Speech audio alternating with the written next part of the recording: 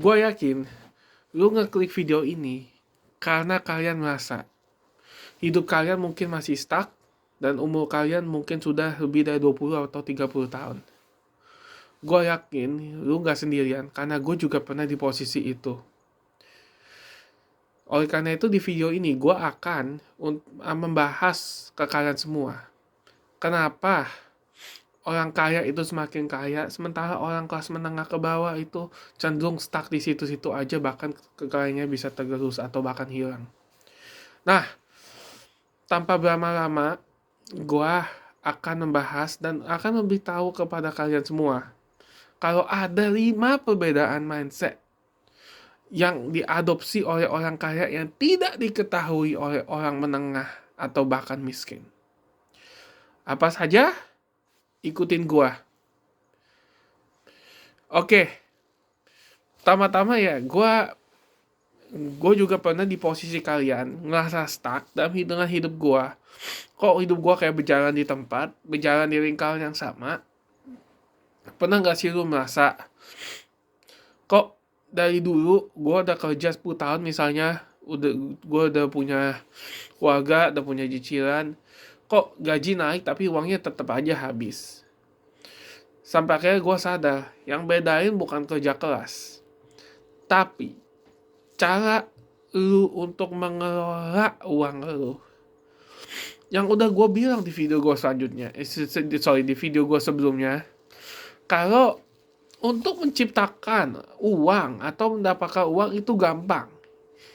Tapi yang paling sulit adalah bagaimana kita mengelola uang yang sudah kita dapatkan. Kalau kalian belum bisa untuk mengelola uang dalam jumlah yang kecil, bagaimana kalian bisa mengelola uang dalam jumlah yang besar? Gue akan bongkar 5 perbedaan mindset orang kaya versus orang biasa. Dimana gue udah berubah cara pikir gue dari cara pikir yang lama ke cara pikir yang baru. Dari gue kerja buat uang, jadi gue bikin uang yang bekerja untuk gue. Tonton sampai habis. Kalau kalian serius mau berkembang, gue pengen bukan cuma gue yang upgrade diri, tapi kalian juga bisa upgrade diri kalian di sisa 2025 ini. Oke? See you. Oke, jadi perbedaannya yang pertama, dan ini paling krusial ya, kerja untuk uang versus uang kerja untuk kita. Gini ya, mungkin kebanyakan dari kita mikir, apalagi kita mungkin dari kecil sudah sering dibilang sama kakek nenek kita, orang tua kita, yang penting kerja keras sampai kapanpun, uang ditabung dan akan kaya gitu. Iya, zaman dulu waktu zaman emas itu masih berharga, iya bener.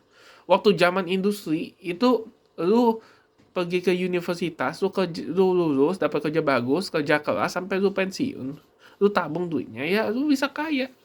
Tapi di zaman era informasi ini tidak. Karena apa? Karena sudah ada unsur-unsur yang bisa mengubah pekerjaan manusia menjadi lebih ringkas. Apa?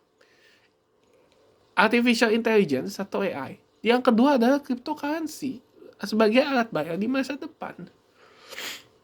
Lu sekarang kerja dari pagi sampai malam itu udah gak ada gunanya. Orang yang cuma ongkang-ongkang kaki di rumah, cuma kerja lewat komputer sebagai kerja freelance aja, bisa lebih kaya daripada orang yang kerja full time loh zaman sekarang.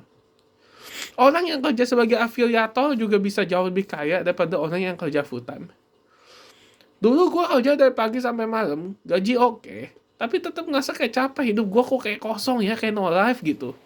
Baru gue sadar ternyata uang yang gue itu kerja buat orang lain. Jadi gue keluarin tenaga itu untuk kerja buat orang lain. Nah, gue kerja untuk orang yang punya usaha. Terus kalau gue punya cicilan, gue bayar cicilan itu. Jadi gue kerja buat bank. Gue kerja buat pemerintah dengan cara bayar pajak. Gue kerja untuk keluarga gue. Apalagi belum kalau gue FOMO. Kalau gue FOMO, misalnya contoh gue takut ketinggalan Bitcoin udah naik, gue takut ketinggalan, gue FOMO, besok turun, mampus lah gue.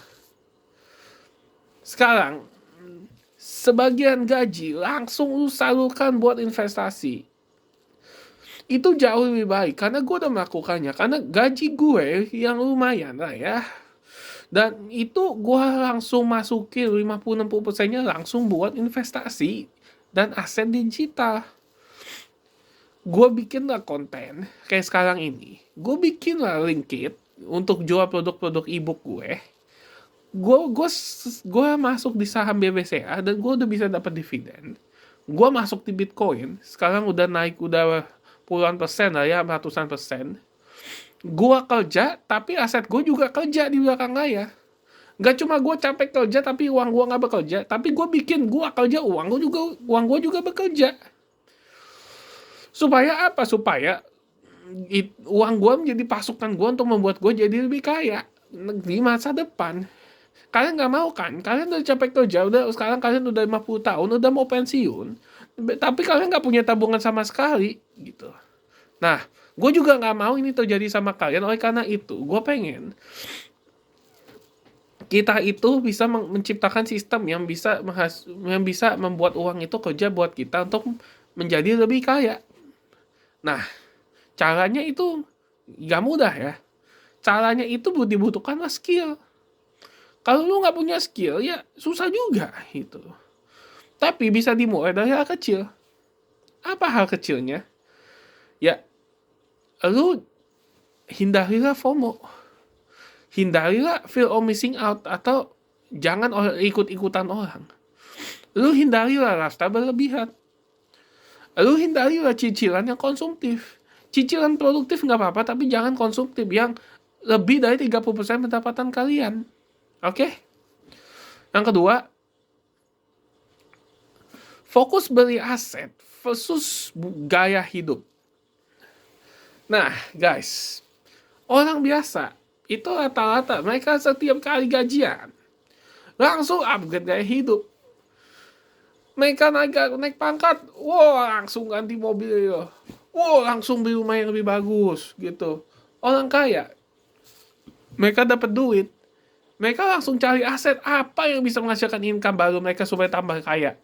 Contoh simpel, seorang karyawan, misalnya namanya Budi lah ya, gue sebut ya. Si Budi ini beli iPhone 16 lah ya, iPhone 16 berapa sih belinya? 15 lah, 15 juta lah ya. Tapi gajinya cuma 3 juta. 5 juta lah kalau paling maksimum ya, di kalau UML. Nah, gajinya UML, tapi beli iPhone 16. Dan iPhone 16 itu belum tentu dia buat produktif, bikin konten lah gitu, bukan. Bisa jadi itu cuma buat pamer.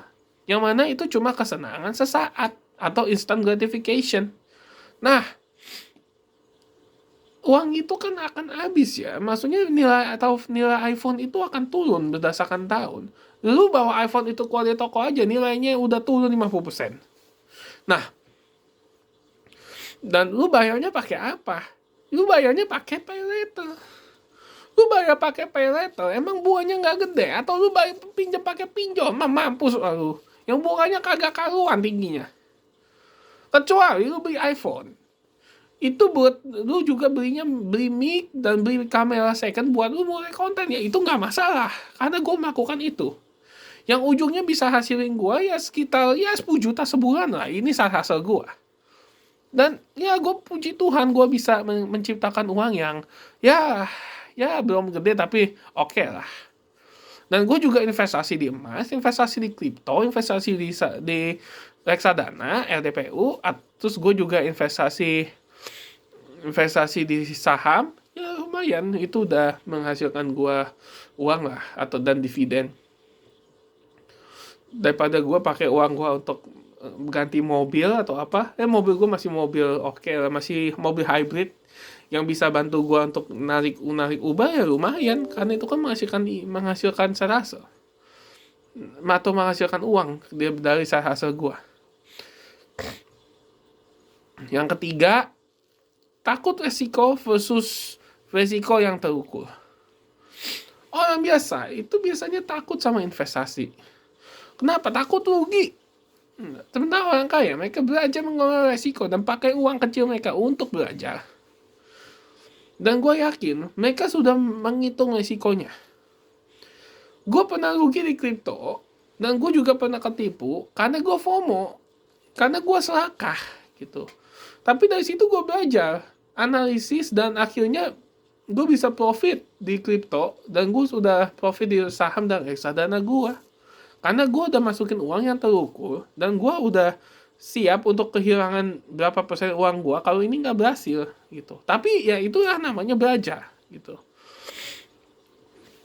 Kuncinya kalau investasi itu bukan nggak boleh rugi ya.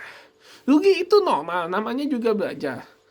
Tapi lu harus ngerti cara rugi dengan cerdas gitu. Rugi dengan cerdas sama rugi dengan cara bodoh itu bedanya jauh sekali. Rugi dengan cara cerdas, lu udah tahu. Misalnya win rate-nya 1/20. Nah, kalau misalnya lu invest 20 juta, lu bisa kehilangan misalnya ya 5 juta kalau lu kalah. Tapi kalau lu berhasil, itu akan 20 kali lipat keuntungannya. Lu mending kelahin 5 juta, apa mending untung 20 juta? Ya mending untung 20 juta. Ya, atau 20 kali. Gitu. Nah, itu yang gue udah lakukan. Gue udah berani sekarang. Dulu emang gue takut waktu gue masuk Bitcoin. Tapi sekarang lama-lama gue yakin kalau ini bisa jadi aset masa depan. Naik turun, ya itu pasti. Tapi gue yakin nih Bitcoin itu pasti bisa untuk mencapai angka 1 juta dolar per koinnya dalam 10 tahun ke depan. Next, lu harus bisa bikin multiple income, bukan cuma andelin gaji. Nah, orang tua gua juga sering bilang, udah kayak lu kerja keras aja sampai pensiun gitu, nanti tinggal beli rumah, nabung buat anak-anak gitu. Sorry, gua bukan bilang ini salah ya, tapi gua yakin nih ada cara yang lebih banyak, lebih baik supaya gua bisa menumbuhkan uang gua, bukan hanya dengan kerja atau ngandelin gaji gitu. Karena orang biasa itu hanya ngandelin satu gaji aja gitu. Sementara orang kaya mereka punya banyak income yang bisa menciptakan banyak sumber pemasukan. Misalnya investasi, bisnis, aset digital, properti, saham, reksadana, kripto, dan lain-lain. Dulu gue punya 1 juta, ya. Dulu gue punya 1 juta, gue masukin ke beberapa keranjang, misalnya saham, kripto, reksadana, dan uang itu bertumbuh gitu. Daripada 1 juta habis begitu saja. Gue punya satu gaji, tapi gue tahu gimana untuk mengembangkan gaji gue, bukan untuk dihambur-hamburkan. Sekarang gue punya income dari konten digital, produk digital, dan beberapa aset finansial gue. Dan ini gue udah masukin lah ke investasi dengan resiko yang terukur. Semua itu dimulai dari mindset. Orang bisa kaya dibanding orang yang nggak bisa kaya, apa bedanya? Bedanya orang kaya tahu apa yang lu nggak tahu. Semua itu dimulai dari mindset. Gaji itu bensin, tapi bukan akhir ya. Gaji itu bensin untuk kalian supaya bisa mendistribusikan uang itu ke aset-aset yang bisa menumbuhkan uang kalian. Gitu. Oke, jadi ingat ya, kalian harus bikin multiple stream of income, jangan cuma satu aja. Oke? Lu yang terakhir, lu harus punya tujuan finansial yang jelas. Orang biasa itu hidup ngalir aja, kayak di bawah santai. Udah santai aja bro, gitu. Oh sorry, gue nggak bisa santai orangnya. Gue harus kerja keras sampai gue sukses. Itu moto gue. Orang kaya tahu target mereka, tahu tujuan hidup mereka, tahu apa yang mereka harus capai dalam hidup, tahu kapan mereka harus pensiun. Gua sebagai orang, gue pengen usia muda untuk pensiun. Gue pengen bisa jalan-jalan di usia muda sebelum gue jadi kakek-kakek gitu. Mending gue retire ya, atau di umur 30-40 tahun lah ya. Jadi gue masih ada tenaga yang banyak untuk bisa jalan-jalan ke luar negeri atau keliling dunia. Gue pernah ngerasa hidup cuma ngejar tangga gajian aja. Ya itu gimana ya, itu sangat memprihatinkan ya untuk orang zaman sekarang ya. Tapi setelah gue bikin target, gue pengen sekitar umur 30-40an gue udah bisa bebas utang, bebas finansial, dan gue punya passive income minimum ya gue nggak muluk-muluk lah. Gue pengen punya 20 juta sebulan dulu sekarang ini. Gue yakin gue akan mencapai itu. Semua jadi lebih ke alat karena gue tahu uang itu alat dan atau kendaraan untuk gue mencapai kebebasan finansial, karena gue pengen financial independent retire early. Dan gue yakin dengan uang gue bisa menyelesaikan banyak masalah. Dan gue ingin membahagiakan orang tua gue, supaya orang tua gue nanti nggak usah kerja keras pontang-panting mulu pas udah pensiun.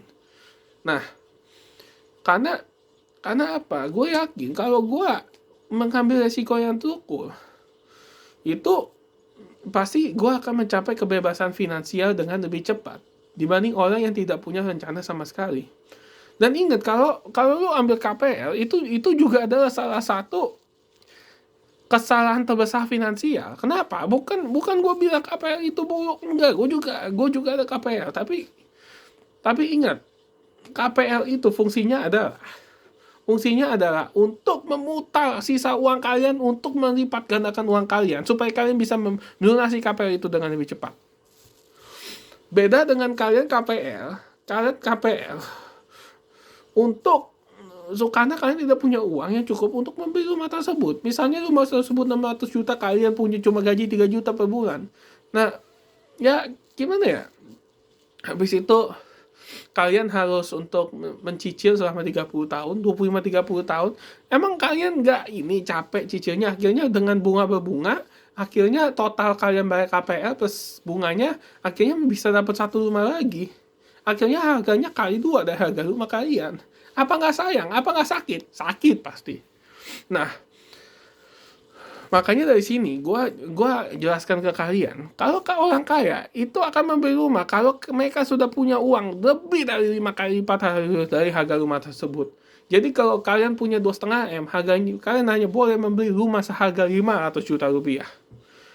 Bukan apa, tapi gue yakin orang kaya itu menggunakan uang mereka untuk memutar uang mereka, untuk bisa menciptakan lebih banyak uang bagi mereka. Karena yang dipikirkan orang kaya adalah duit, duit, duit, duit, dan duit. Oke? Tidak ada yang lain. Bukan gosip, bukan berita hot, tapi adalah duit yang mereka pikirkan. Itulah diskusi orang kaya. Nah, oleh karena itu ya, nanti gue akan bikinkan video untuk kalian bagaimana bisa untuk mempertimbangkan untuk KPR. Oke? Dan gue juga akan membuatkan kalian video supaya gue bisa mengubah mindset kalian supaya lebih kebuka untuk kedepannya. Oke? Kalau lu ngerasa kerja terus tapi nggak maju, mungkin bukan lu yang salah, tapi mindset kalian masih sesat. Gue di sini bukan bilang kalian manusia sesat, bukan, tapi gue ingin merubah mindset kalian ke arah yang benar. Kalau lu bisa ubah cara lu soal uang seperti gue ini, gue yakin lu bisa untuk ubah hidup lu.